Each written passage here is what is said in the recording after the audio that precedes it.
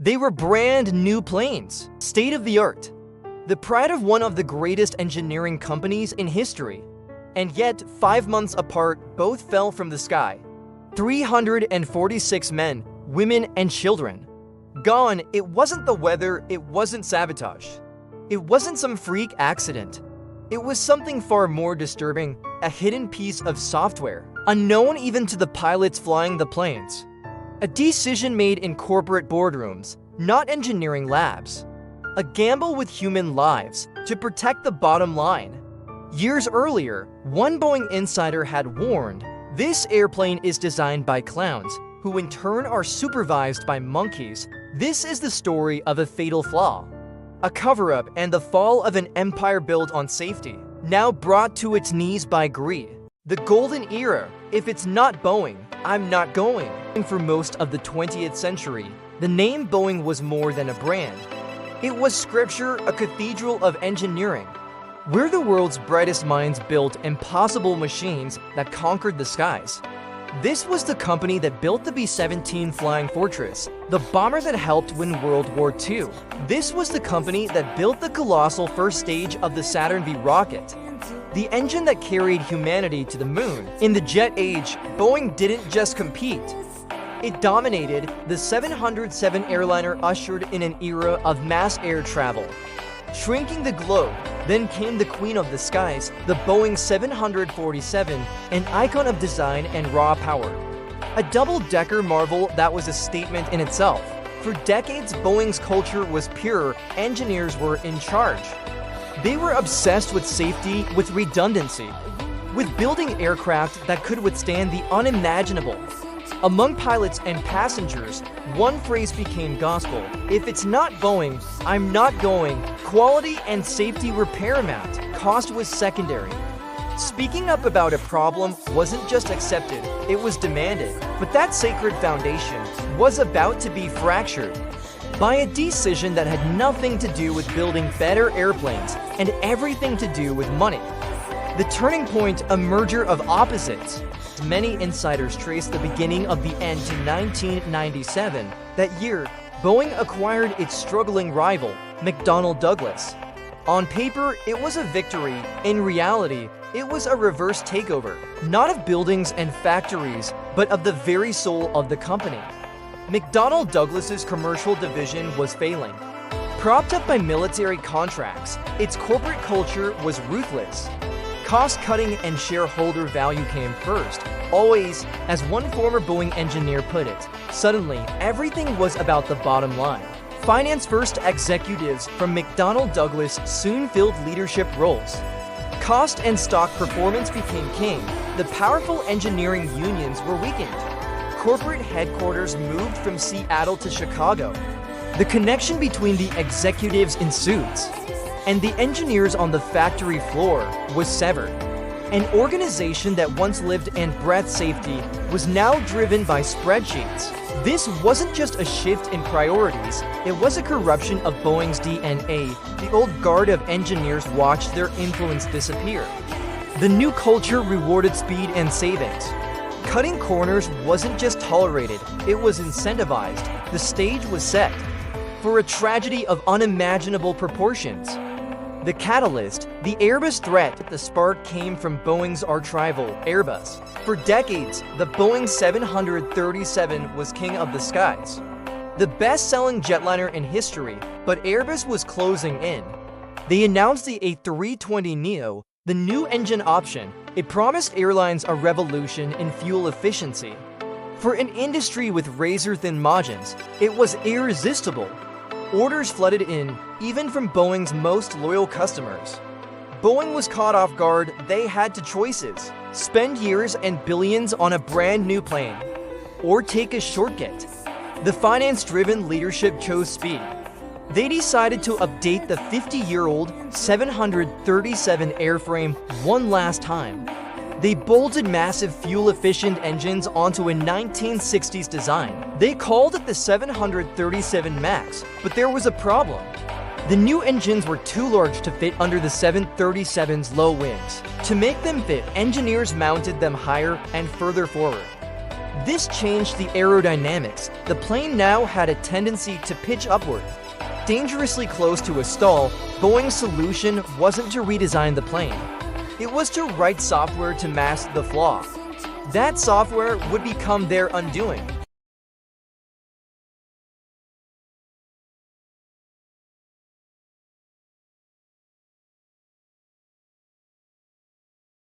The deadly flaw, MCAS. The fix was called MCAS, Maneuvering Characteristics Augmentation System. Its job was simple. If the system thought the plane was about to stall, it would automatically push the nose down. In theory, clever; in practice, extremely dangerous. First, MCAS relied on a single sensor, no backup check. If that sensor failed, MCAS could activate by mistake. Second, it was powerful, strong enough to overpower the pilots. And it could activate again and again until the plane went down. But the worst decision, pilots were never told MCAS existed. Boeing argued it was so minor, it didn't need to be in the flight manuals. This kept airlines from paying for extra simulator training. The FAA, under a program that let Boeing certify much of its own work, approved the system with little independent oversight. The shortcut was complete. The time bomb was armed. The first crash, October 29, 2018, Lion Air Flight 610, a 737 MAX 8, took off from Jakarta, Indonesia. Minutes later, it plunged into the Java Sea, killing all 189 people on board. Because one of the plane's angle of attack sensors had failed, feeding MCAS incorrect data, convincing the system that the nose was dangerously high. MCAS pushed the nose down. The pilots fought back, pulling it up. But MCAS activated again and again, over and over. It wrestled control away from them. In the chaos of alarms and warnings, the crew couldn't regain control. The plane hit the water at high speed. Boeing's immediate response was to issue bulletins reminding pilots how to counteract runaway trim. But the core issue, the design of MCAS itself, was left unchanged. The second crash, March 10, 2019, Ethiopian Airlines Flight 302 took off from Addis Ababa. Within minutes, the same nightmare began. Faulty sensor data, MCAS pushing the nose down. Pilots struggling to pull it back up. At 8:44 a.m., just 6 minutes after takeoff, the plane slammed into the ground. 157 people were killed. Two crashes strikingly similar. Just 5 months apart, the world reacted swiftly. China grounded all 737 MAX planes within 24 hours. Other nations followed.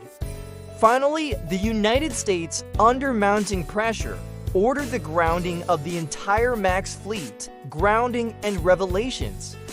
As investigators dug in, the story that emerged was damning. MCAS relied on input from just one angle of attack sensor at a time, meaning a single point of failure could trigger catastrophic behavior. Worse, the system could activate repeatedly, each time pushing the nose further down. And pilots hadn't been trained specifically on MCAS at all. Emails from inside Boeing revealed a troubling culture. One were meeting deadlines and avoiding costly simulator training for airlines sometimes took priority over transparency.